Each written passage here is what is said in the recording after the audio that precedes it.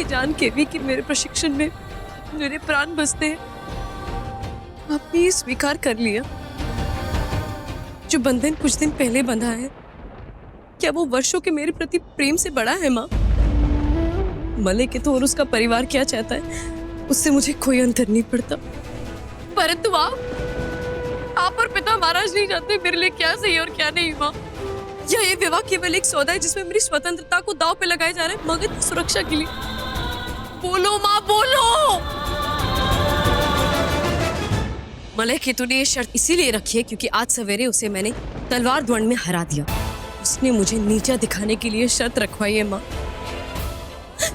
परंतु आप और पिता महाराज इससे कैसे सहमत हो सकते हैं माँ? तुमने एक पुरुष का अभिमान तोड़ा है, और जब एक पुरुष का अभिमान टूटता है ना, वो भी एक स्त्री के द्वारा, तो उसे प्रतिशोध के अलावा कुछ और दिखाई नहीं देता।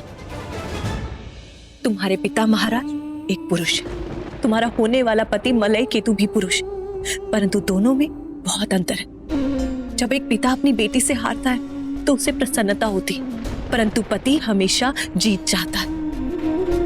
जो आशाएं तुम्हें अपने पिता से है, उसे अपने पति से कभी मत रखना। इस सत्य को तुम जितना जल्दी स्वीकार कर लो अच्छा होगा।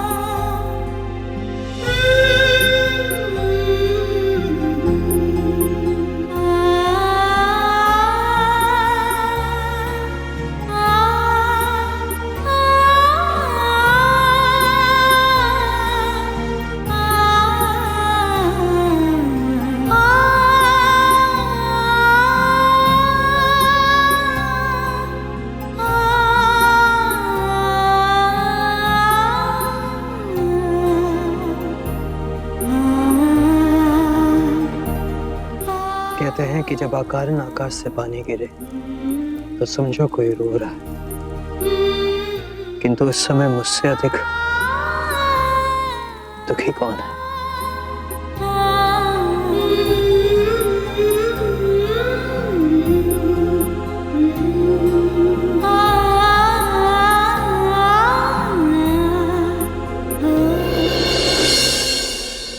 मगध के सैनिक अभी भी चाणक्य और चंद्रगुप्त की खोज में उनके पीछे थे, और ये बात चाणक्य भली भांति जानता था, और इसीलिए दोनों ने अपने अपने भेष बदलकर ही रहना उचित समझा। अरे रे, ये क्या कर रहे तू? क्या तू भी चंद्र और चाणक्य की भांति मूर्ख है? बीच से गर्म रोटी में हाथ डालेगा तो हाथ तेरा जल जाएगा। किनारे से खाना प्रारंभ कर। कौन चाणक्य माँ? है एक मूर्ख, सीधे मगध की राजधानी पाटलिपुत्र पर आक्रमण किया, हार गया। पहले बारीक क्षेत्र पर कब्जा करना था, शक्ति बढ़ानी थी, फिर धीरे धीरे पाटलिपुत्र पर आना था, तो कभी नहीं हारता, क्योंकि ऐसे करने से मलय केतु पीछे से आक्रमण कभी नहीं कर पाता। बात तो सत्य है आचार्य, पाटलिपुत्र से पूर्व हमारा लक्ष्य बाहरी मगध होना चाहिए था। मैं कहने के लिए क्षमा चाहूंगा आचार्य, किंतु हमारी योजना में दोष था। योजना बनाने में भूल तो हुई है हमसे, और इसलिए अब मगध पर पैर जमाने से पूर्व उसे बाहर से मिलने वाली सहायता हम समाप्त करेंगे,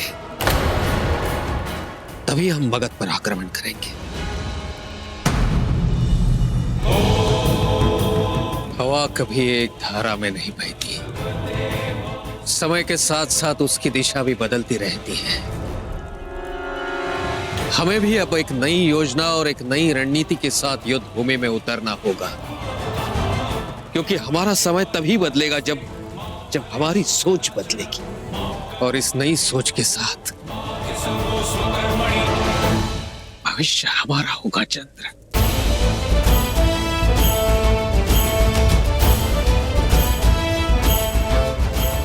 देखते हैं कि आने वाला समय मेरे लिए कैसा भविष्य लाता है। ये 3 राज्य मगध के शत्रु हैं।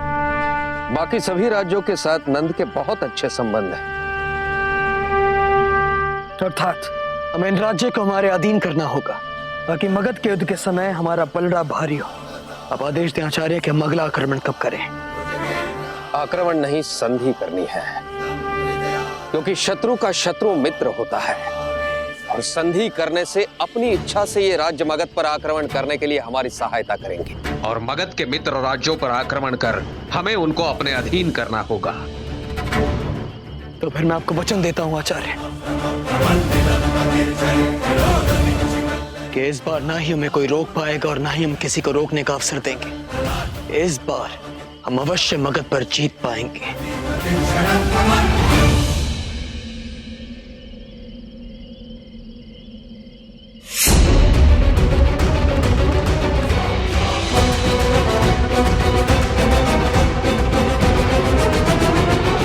तो क्या मैं ये समझूं कि हमारा लक्ष्य अब एक ही है, नंद वंश का विनाश? नंद वंश का विनाश। नंद का हर शत्रु हमारा मित्र है, इसलिए पूरी सेना और शक्ति के साथ आपका समर्थन करेंगे। आप बस ये बताइए कि मगध पर आक्रमण कब करना है? नहीं, आक्रमण मगध पर नहीं, मगध के पड़ोसी मित्रों पर करना है।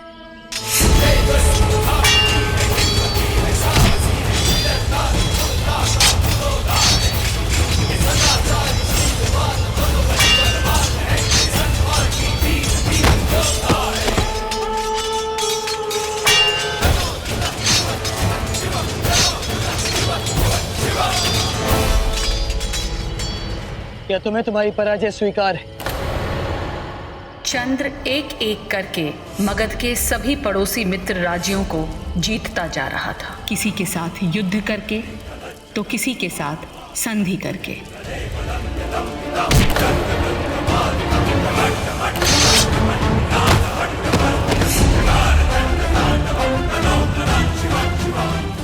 एक ओर चंद्र अपनी कड़ी मेहनत और साहस के दम पर अपना भविष्य खुद लिख रहा था और दूसरी ओर नंदिनी के भविष्य पर, उसके भाग्य पर कोई और ही अपना अधिकार जमा रहा था। विशाखा रुक, छोड़ूंगी नहीं तुझे आज मैं। विशाखा अरे क्यों शोर मचा रही हो? देखो ना नंदिनी, विशाखा ने इतनी जोर से चूटी काटी पूरा हाथ लाल हो गया।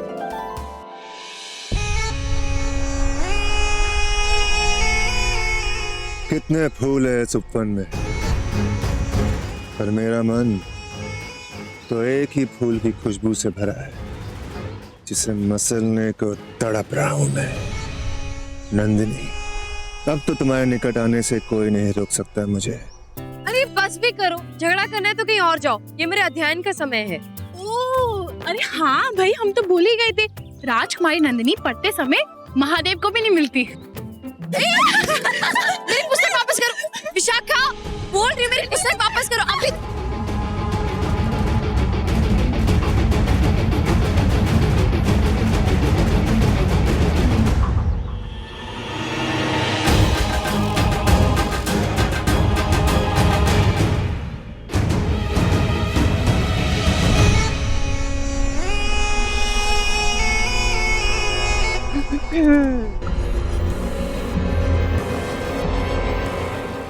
रुको, हमें धन्यवाद नहीं कहेंगे आप? आपको गिरने से बचाया हमने। धन्यवाद लेना चाहते हैं आप? आपको तो क्षमा मांगनी चाहिए। अगर आप यहाँ नहीं होते तो फिर मैं गिरती ही नहीं।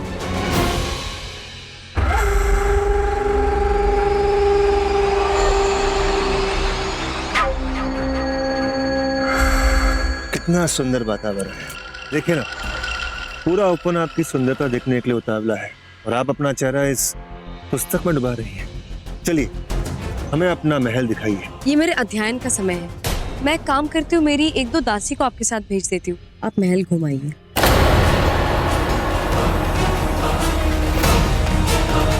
क्या हम ये समझे कि आप अपने होने वाले पति को ना कह रही हैं? क्या मैं अपने होने वाले पति से अपेक्षा नहीं कर सकती कि वो मेरी समस्या समझे? ये सीधी तरह से नहीं मानेगी। समस्या? हम समझ गए आपकी समस्या क्या है। ये पुस्तक, जिसका हल है हमारे पास।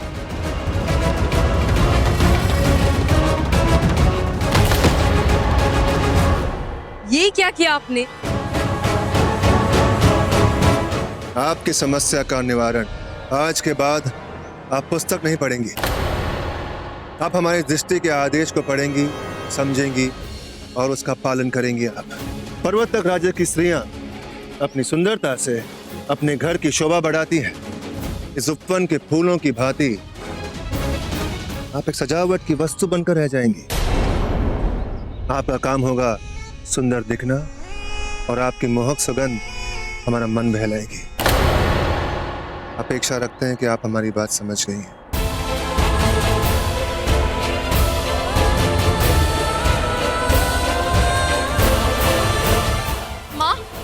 माँ, मैं जानती हूँ कि पिता महाराज को लगता है कि मलय केतु मेरे लिए सर्वश्रेष्ठ वर है, क्योंकि वो एक कुशल योद्धा है और उसकी वजह से हम ये युद्ध जीते।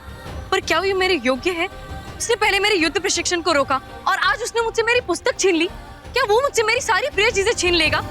क्या विवाह का अर्थ यही है माँ? हाँ, यही विवाह का अर्थ होता है। मलय केतु ने कुछ भी अनुचित नहीं किया। बड़ी माँ, आप विवाह का अर्थ जानना चाहती हो ना, तो सुन लो। एक स्त्री के लिए उसका पति ही उसका सब कुछ होता है।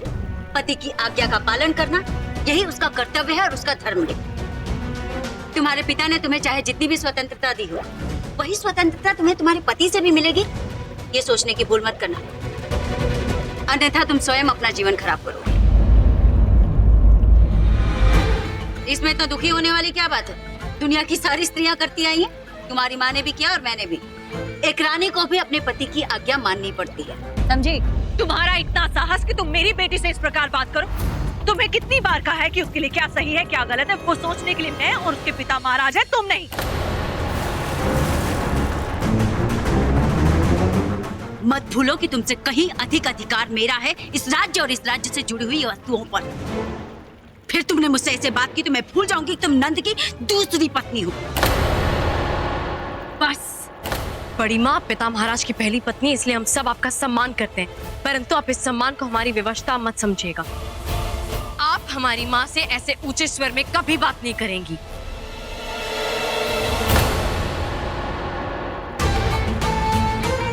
अच्छा, तुम मुझे धमकी दे रही हो? क्या करोगी? क्या करोगी? इसका निर्णय तो अब पिता महाराज ही लेंगे कि कौन क्या करेगा।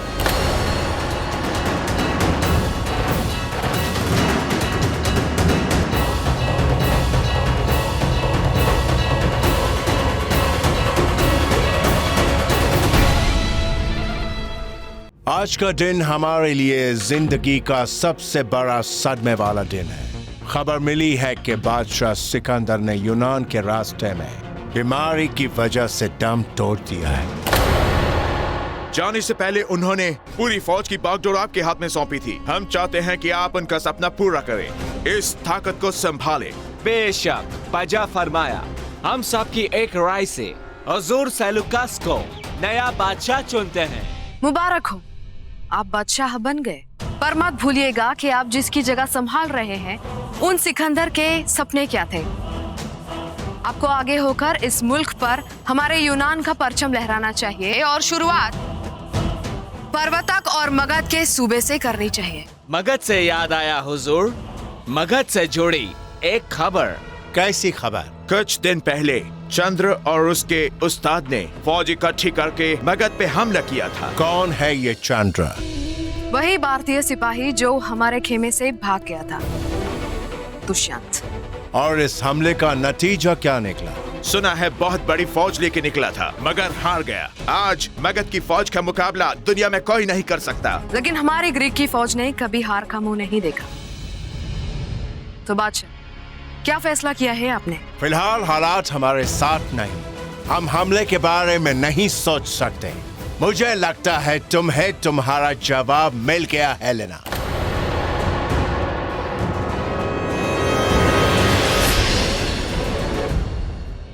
एक वक्त आपने कहा था कि आप बादशाह नहीं, इसीलिए जंग का फैसला आप नहीं ले सकते। लेकिन अब बादशाह बनने के बाद भी आप मेरा बदला नहीं ले सकते। लगता है आप तलवार उठाना भूल गए हैं, इसीलिए बहानों से काम चला रहे हैं। अगर जानती हो कि अब मैं बादशाह हूँ, तो बादशाह को कोई ललकार नहीं सकता। चंद्र, अब वही मेरा आखिरी सहारा है। एक बेटी हेलेना थी जो अपनी इच्छा पूरी करने के लिए अपने पिता के विरुद्ध जा रही थी। और एक बेटी थी नंदिनी, जिसे अपने पिता पर अटूट विश्वास था। पिता महाराज, आपने सदा मुझे बड़ों का सम्मान करना सिखाया है।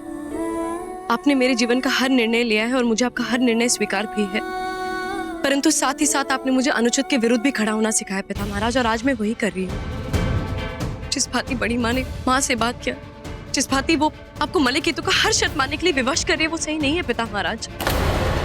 उन्हें कोई अधिकार नहीं है कि वो मेरे जीवन का निर्णय ले या माँ से ऐसे बात करे।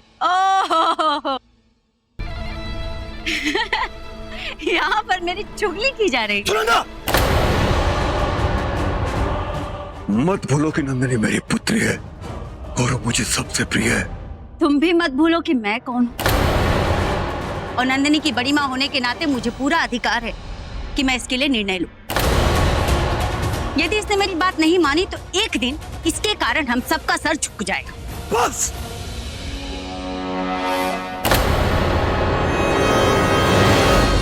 मेरा मुंह तो बंद कर दोगे, पर तब क्या करोगे जब मलय केतु इसे अपने जीवन से बाहर निकाल देगा? यदि अपनी बेटी का अभिमान इतना ही प्रिय है तो जाओ, जाकर ये संबंध अभी तोड़ दो। जाओ जाओ ना।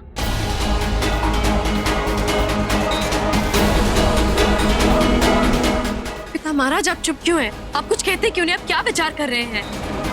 नंदिनी, तुम्हारी बड़ी माँ सत्य कह रही है। तुम्हें तुम्हारे होने वाले पति की शर्त का सम्मान करना चाहिए।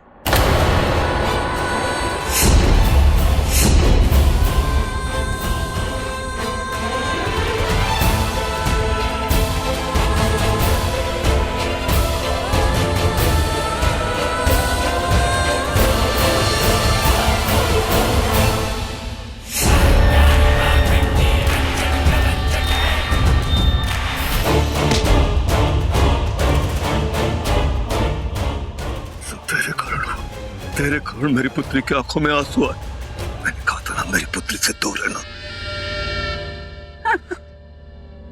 मारो मारो, अरे मार दो, दबा दो मेरा गला। तुम क्या मारोगे? अगर तुम मुझे मार सकते तो बहुत पहले ही मार चुके होते। मारो ना, बढ़ो आगे, दबाओ मेरा गला। परंतु कैसे मार पाओगे? क्योंकि यदि तुमने मुझे मार दिया तो मैंने अपने भीतर जो राज छुपा रखा है उसे कैसे जानूं? नहीं कर सकते ना फिर, इसलिए फिर कभी मुझे डराने का प्रयास मत करना, क्योंकि मैं तुमसे डरने वालों में से नहीं।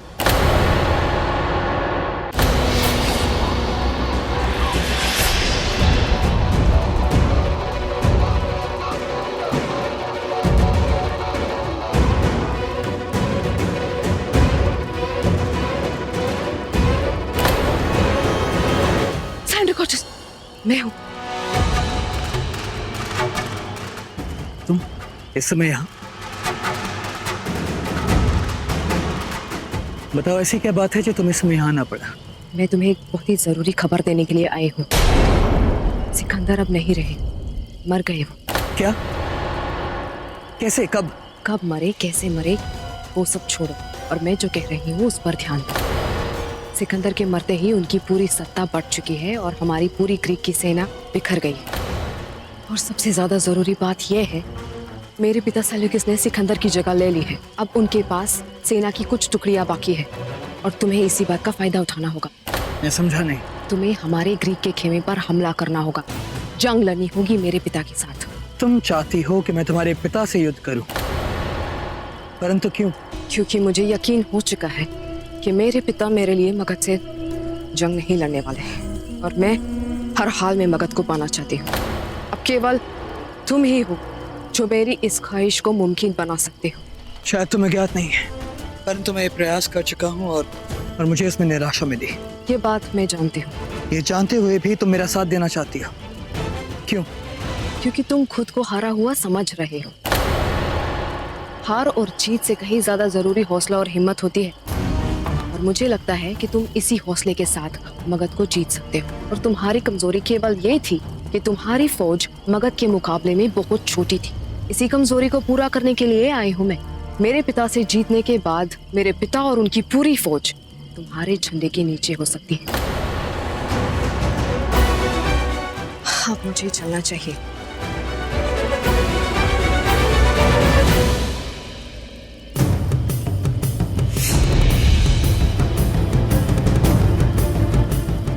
मेरी बताई हुई बात पर गौर करना, क्योंकि मेरे बात माने बिना तुम कभी सपने में भी मगध को नहीं पा सकते। सोच रहे मुझे मलय और नंदिनी से इतना इंतकाम लेना है और तुम्हें नंद से, और हम दोनों का रास्ता मगध होकर जाता है। चलते हैं।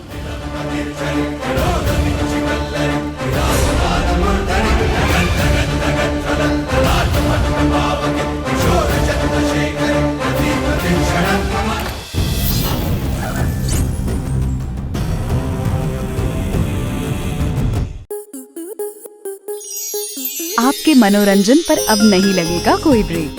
स्टार प्लस के बेहतरीन शोज देखने के लिए लाइक, शेयर और सब्सक्राइब करें स्टार प्लस यूट्यूब पेज को।